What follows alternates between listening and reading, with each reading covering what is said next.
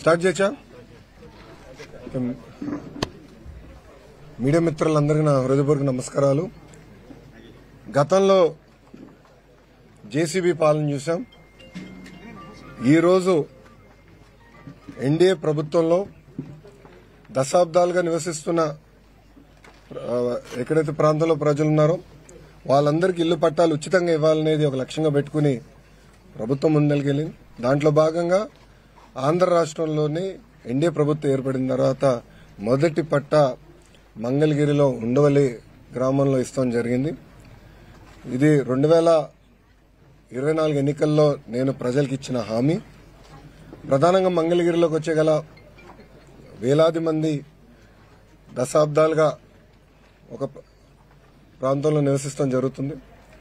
వాళ్ళందరూ కోరింది ఒకటే, మళ్ళీ మీరు వేరే ప్రాంతాల్లో మమ్మల్ని తరలిస్తే మళ్ళీ మేము అక్కడ ఇల్లు కట్టుకోవాలా, అంతేకాకుండా అక్కడికి వెళ్లాలన్నా రావాలన్నా ఇబ్బంది పడుతున్నాం, మేము ఎక్కడ నివసిస్తున్నాం అదే రెగ్యులరైజ్ చేయండి మాకు అని పదే పదే వాళ్ళని కోరటం జరిగింది.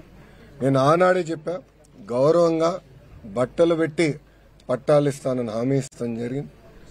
కూటమి ప్రభుత్వం ఏర్పడిన మొదటి 10 నెలల్లో మంగళగిరి నియోజకవర్గంలో సుమారుగా 3,000 పట్టాలు మొదటి విడతలో అందజేస్తాం జరుగుతుంది. మీరందరూ ఒక్కసారి చూస్తే 2019 నుంచి నేను ఇక్కడ మంగళగిరిలో పోటీ చేశాను. 5,300 ఓట్ల మెజారిటీతో ఓడిపోతాం జరిగింది. మొదటి రోజు బాధ కలిగింది, కానీ రెండో రోజు నుంచి నాకు కసి పెరిగింది. ఓడిపోయిన దగ్గరనే కష్టపడాలి, ప్రజల మనసు తిరిగి గెలుచుకోవాలి, ప్రజల కోసం అహర్నిశలు సేవ చేయాలి లక్ష్యంతో నేను పనిచేస్తాం జరిగింది. 2019 నుంచి 24 వరకు సొంత నిధులు ఖర్చు పెట్టి దాదాపు 26 సంక్షేమ అభివృద్ది కార్యక్రమాలు మంగళగిరి ప్రజల కోసం నేను చేస్తాం జరిగింది. ఒక పక్కన వాళ్ళ ఆరోగ్యం కానివ్వండి, దాని ఆరోగ్యం కోసం ఎన్టీఆర్ సంజీవిని పేరుతో తాడిపల్లిలో క్లినిక్, మంగళగిరిలో క్లినిక్, దుగ్గిరాలకి ఒక మొబైల్ క్లినిక్ కూడా నేను ఏర్పాటు చేస్తాం. దాంట్లో ఉచితంగా మందులు ఇప్పుడు కూడా అందజేస్తున్నాం. ఊర్లో ఎవరైనా పెళ్లి జరిగితే వాళ్ళకి బట్టలు పెట్టే బాధ్యత మేము తీసుకున్నాం. ఇంతేకాకుండా గత ప్రభుత్వం తాగునీరు కనీసం వాటర్ ట్యాంకర్ ఇచ్చే పరిస్థితి లేకుండా పోయింది. వాటర్ ట్యాంకర్లు పెట్టి ఉచితంగా నీరు కూడా అందిస్తాం జరిగింది. వర్షాకాలం వస్తే కొన్ని ఏరియాలో గత ప్రభుత్వం కొంచెం డస్ట్ వేసేదానికి లేదంటే గ్రావెల్ పోసేదానికి కూడా ఇబ్బంది పడితే అది కూడా చేస్తాం జరిగింది. కోవిడ్ వచ్చినప్పుడు ఆక్సిజన్ అందజేస్తాం, టెలిమెడిసిన్ కానివ్వండి, ఇదంతా చేసుకుంటా వచ్చాం. ఇట్లా 26 సంక్షేమ అభివృద్ది కార్యక్రమాలు చేస్తాం జరిగింది. అన్నట్టు స్పోర్ట్స్ పెద్ద ఎత్తున మంగళగిరి ప్రీమియర్ లీగ్ తో చేస్తాం జరిగింది. 3 రౌండ్లు చేశాం. ప్రతి గ్రామానికి ఒక కిట్ ఇచ్చి పిల్లల్లో పోటీ తత్వం పెంచి ఎక్కువ ఒక ప్రీమియర్ లీగ్ ఏర్పాటు చేయాలని చేశాం. అంతేకాకుండా ఒక ప్లే గ్రౌండ్ ఏర్పాటు చేసి ప్రాక్టీస్ కానీ ట్రైనింగ్ కూడా ఆనాడు ఏర్పాటు చేస్తాం జరిగింది. ఇట్లా 26 కార్యక్రమాలు గతంలో చేశాం. 2024 ఎన్నికల్లో మంగళగిరి ప్రజలందరూ నేను కోరింది ఒకటే, ఏ మెజారిటీ అయితే నేను ఓడిపోయానో దాని పక్కన ఒక 0 పెట్టి అదే మెజారిటీ నేను గెలిపించాలని నేను కోరాను. వాళ్ళందరికీ ఒకటే చెప్పాను, నాకు మీరు ఎంత ఎక్కువ మెజారిటీ ఇస్తే నాకు అంత బలం వస్తుంది, మీకోసం నేను పని చేయగలుగుతాను. అవసరమైతే అటు ముఖ్యమంత్రి గారితో ఇటు పవన్ అంతా కూడా నేను పోరాడి నిధులు తీసుకొచ్చి అభివృద్ది చేస్తానని హామీ ఇస్తాం జరిగింది. ఎవరు ఊహించిన విధంగా ఆంధ్ర రాష్ట్ర చరిత్ర తిరిగి రాసింది మంగళగిరి నియోజకవర్గం. మొన్న ఎన్నికల్లో ఆంధ్ర రాష్ట్ర చరిత్రలోనే ఎప్పుడు రాని విధంగా 3 నియోజకవర్గాల మెజారిటీలు వచ్చినాయి. మొదటిది గాజువాక నియోజకవర్గం, రెండోది భీమిలి నియోజకవర్గం, మూడోది మంగళగిరి నియోజకవర్గం. సో 91,000 పైచిలుక మెజారిటీతో ప్రజలు నన్ను ఆశీర్వదించి దీవించి నన్ను గెలిపించారు. సో నా పైన ఆ మెజారిటీ వల్ల బాధ్యత పెరిగింది, పనిచేయాలన్న కసి పెరిగింది. సో మేము కూడా ఇప్పుడు అనేక కార్యక్రమాలకి శ్రీకారం చుట్టాం. మొదటిది మీరు చూస్తే స్వచ్ఛ మంగళగిరి పేరుతో భారతదేశంలోని అన్ని కార్పొరేషన్లో స్వచ్ఛతలో మంగళగిరి నంబర్ 1 నిలబడాల లక్ష్యంతో మేము పనిచేస్తున్నాం. అంతేకాకుండా పార్కులు కానివ్వండి, ప్లే గ్రౌండ్లు కానివ్వండి, రైతు బజార్లు కానివ్వండి, భూగర్భ డ్రైనేజ్, భూగర్భ వాటర్, భూగర్భ గ్యాస్, భూగర్భ విద్యుత్ కూడా అందజేసడానికి ప్రాజెక్ట్ రెడీ అయింది. మే జూన్ మాసం నుంచి ఆ కార్యక్రమం కూడా మేము ప్రారంభించబోతున్నాం. దాంతోపాటు శ్మశానాల అభివృద్ధి కూడా ఒక కార్యక్రమంగా తీసుకున్నాం. ఆంధ్ర రాష్ట్రంలోనే మోడర్న్ రైతు బజార్ మంగళగిరి నియోజకవర్గాల్లో కట్టేదానికి ఆల్రెడీ ప్లాన్స్ అన్ని రెడీ చేసుకున్నాం. ఆ పనులు కూడా త్వరలో ప్రారంభించబోతున్నాం. ఇక్కడ లక్ష్మీ నరసింహస్వామి గుడి కూడా ఆధునీకరణ చేసేదానికి కూడా అనేక డిజైన్స్ అన్ని ఇప్పుడు ఫైనలైజ్ కూడా మేము చేస్తాం జరిగింది. ఇక్కడ శ్రీనివాస్ అన్న ఉన్నారు, ఏపీఎస్ ఎంఐడిసి చైర్మన్ గా ఆయన కూడా ఉన్నారు.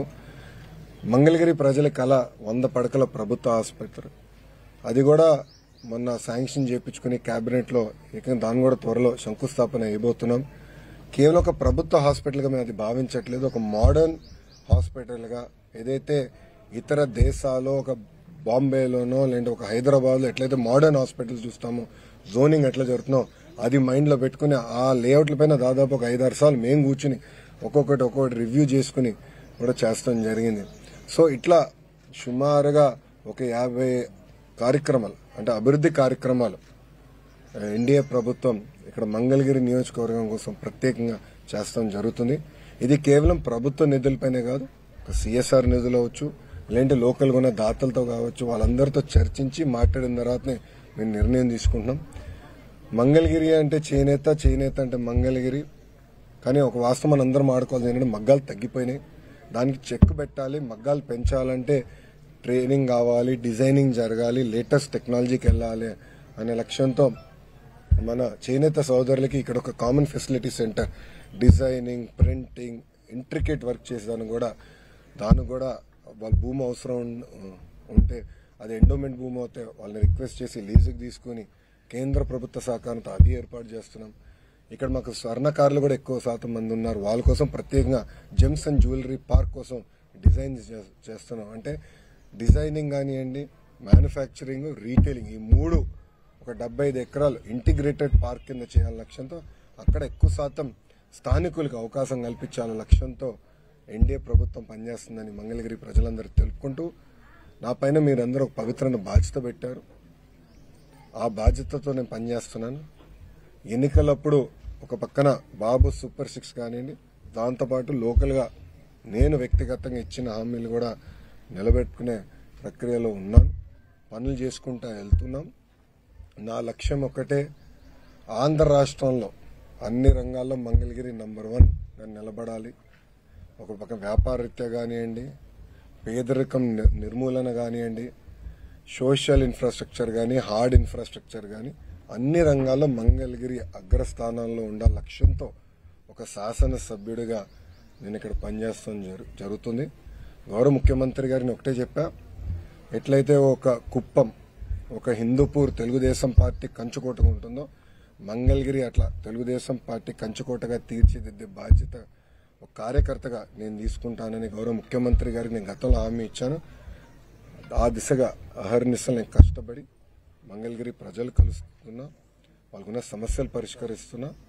ముందు ఇంకా ఎక్కువ పనులు కూడా చేస్తాం.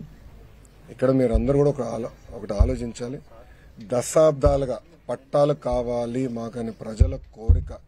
కూటమి ప్రభుత్వం వచ్చిన మొదటి 10 నెలల్లో మేము ఇచ్చిన హామీ నిలబెట్టుకున్నాం. అది మాకున్న చిత్తశుద్ధి. రాష్ట్రంలో మంగళగిరి కోసం మొదలైన ప్రక్రియ ఈరోజు ఆంధ్ర రాష్ట్రంలో ఉన్న అందరికీ అనుకొచ్చే విధంగా అయింది. సుమారుగా మొదటి విడతలో 8,000 మంది అప్లై చేస్తే దాంట్లో 4,200 మంది ఒక మంగళగిరి నియోజకవర్గంలో అప్లై చేశారు. రేపటి నుంచి సుమారుగా 6 రోజుల పాటు ప్రతి కుటుంబాన్ని నేను కలుస్తున్నా. ఏదైతే నేను హామీ ఇచ్చానో బట్టలు పెట్టి పసుపు కుంకాలతో నేను పట్టా ఇస్తాను, ఆ హామీ నిలబెట్టుకునే ప్రక్రియ రేపటి నుంచి ప్రారంభమవుతుంది. అది చూసి ఆంధ్ర రాష్ట్రంలో ఉన్న 164 తెలుగుదేశం, జనసేన, భారతీయ జనతా పార్టీ శాసనసభ్యులపైన ఒత్తిడి పెరుగుతుందని భావిస్తున్నా. తప్పనిసరిగా అక్కడ కూడా మా ఇంటి పట్టాలు ఇవ్వాలని ప్రజలు ముందరికి వచ్చి అడుగుతారని నేను భావిస్తున్నా. దానివల్ల కూడా అక్కడ కూడా ప్రెజర్ పెరిగి పట్టాలు ఇచ్చడానికి అద్భుతమైన అవకాశం ఉంటుందని నేను అనుకున్నా. మీరందరూ ఒకసారి ఆలోచిస్తే ఇప్పుడు ఈ రోజు ఇచ్చిన పట్టా ప్రభుత్వ విలువ 9 లక్షల రూపాయలు.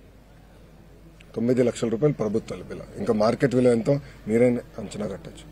దశాబ్దాలుగా ఉన్న కళ ఇది, 2.5 దశాబ్దాలుగా ఉన్న కళ ఈరోజు నెరవేర్చే అవకాశం నాకు మంగళగిరి ప్రజలు ఇచ్చారు, గౌరవ ముఖ్యమంత్రి చంద్రబాబు నాయుడు గారు ఇచ్చారని ప్రజలందరూ తెలుపుకుంటూ అహర్నిశలు కష్టపడతా. మంగళగిరి అభివృద్ధి కోసం నేను పనిచేస్తానని మంగళగిరి ప్రజలు తెలుపుకుంటూ, ఇప్పుడు మీడియా మిత్రులకి ఏమైనా ప్రశ్న ఉంటే దానికి సమాధానం చెప్పేందుకు సిద్ధంగా